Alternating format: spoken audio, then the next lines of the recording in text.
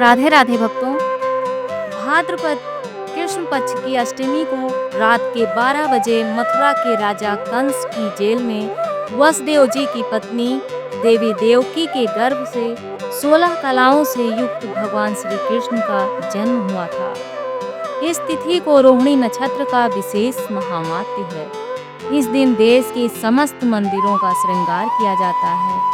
कृष्णावतार के उपलक्ष्य में झांकियां सजाई जाती हैं। भगवान श्री कृष्ण का श्रृंगार करके झूला सजाया जाता है। स्त्री पुरुष रात के 12 बजे तक व्रत रखते हैं। रात को 12 बजे शंख तथा घंटों की आवाज से श्री कृष्ण के जन्म की खबर चारों दिशाओं में गूंज उठती है। भगवान श्री कृष्ण की आरती उतारी जाती है और प्रसाद वितरण किया जाता है। प्रसाद ग्रहण कर व्रत को खोला जाता है। कृष्ण जन्माष्टमी की कथा। द्वापर युग में पृथ्वी पर राक्षसों के अत्याचार बढ़ने लगे। पृथ्वी गाय का रूप धारण कर अपनी व्यथा सुनाने के लिए तथा अपने उद्धार के लिए ब्रह्मा जी के पास गई। ब्रह्मा जी सब देवताओं को साथ लेकर पृथ्वी को विष्णु के पास क्षीर सागर में ले गए। उस समय भगवान विष्णु अनंत शैया पर शयन कर रहे थे। स्तुति करने पर भगवान की निद्रा भंग हो गई। भगवान ने ब्रह्मा एवं सब देवताओं को देखकर उनके आने का कारण पूछा तो पृथ्वी बोली, भगवान, मैं पापों के बोझ से दबी जा रही हूँ, मेरा उद्धार कीजिए। यह सुनकर विष्णु बोले, मैं ब्रजमंडल में वसुदेव की पत्नी देवकी के गर्भ से जन्म लूंगा। तुम सब देवतागण ब्रजभूमि में जाकर यादव वंश में अपना शरीर धारण करो। इतना कहकर भगवान अंतर्ध्यान हो गए। इसके पश्चात देवता ब्रजमंडल में आकर यदुकुल में नंद, यशोदा तथा गोप गोपियों के रूप में पैदा हुए। द्वापर युग के अंत में मथुरा में उग्रसेन राजा राज्य करते थे। उग्रसेन के पुत्र का नाम कंस था। कंस ने उग्रसेन को बलपूर्वक सिंहासन से उतारकर जेल में डाल दिया और स्वयं राजा बन गया। कंस की बहन देवकी का विवाह यादव कुल में वसुदेव के साथ निश्चित हो गया। जब कंस देवकी को विदा करने के लिए रथ के साथ जा रहा था तो आकाशवाणी हुई कि हे कंस, जिस देवकी को तू बड़े प्रेम के साथ विदा कर रहा है उसका 8वां पुत्र तेरा संहार करेगा।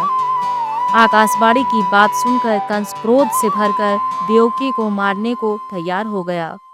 उसने सोचा न देवकी रहेगी न उसका कोई पुत्र होगा। वसुदेव जी ने कंस को समझाया कि तुम्हें देवकी से तो कोई भय नहीं है, देवकी की 8वीं संतान से तुम्हें भय है, इसलिए मैं इसकी 8वीं संतान को तुम्हें सौंप दूंगा। तुम्हारी समझ में जो आए उसके साथ वैसा ही व्यवहार करना।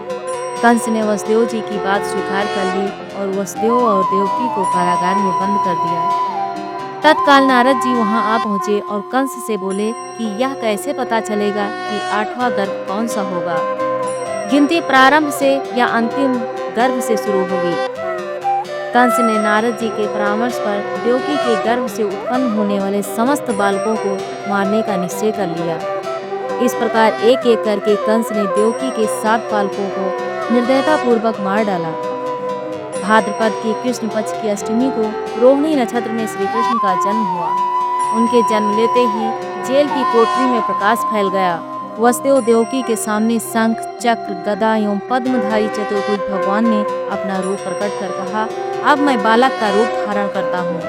तुम मुझे तत्काल गोकुल में नंद के यहाँ पहुँचा दो और उनकी अभी अभी जन्मी कन्या को लाकर कंस को सौंप दो। तत्काल वासुदेव जी की हथकड़ियाँ खुल गईं, दरवाजे अपने आप खुल गए, पहरेदार सो गए।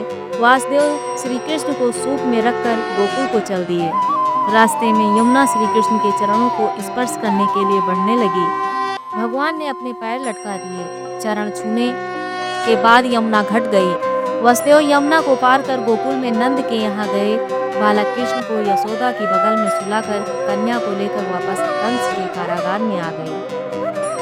जेल के दरवाजे पूर्ववत बंद हो गए। वसुदेव जी के हाथों में हथकड़ियाँ पड़ गई। पहरेदार जाग गए। कन्या के रोने पर कंस को खबर दी गई। कंस ने कारागार में आकर कन्या को लेकर पत्थर पर पटक कर मारना चाहा, परंतु वह कंस के हाथ से छूटकर आकाश में उड़ गई और देवी का रूप धारण कर बोली, हे कंस, मुझे मारने से क्या लाभ है? तेरा शत्रु तो गोकुल में पहुंच चुका है। यह दृश्य देखकर कंस हतप्रभ और व्याकुल हो गया। कंस ने श्री कृष्ण को मारने के लिए अनेक दैत्य भेजे। श्री कृष्ण ने अपनी अलौकिक माया से सारे दैत्यों को मार डाला। बड़े होने पर कंस को मारकर उग्रसेन को राजगद्दी पर बैठाया। श्री कृष्ण की पुण्य जन्मतिथि को तभी से सारे देश में बड़े हर्षोल्लास से मनाया जाता है।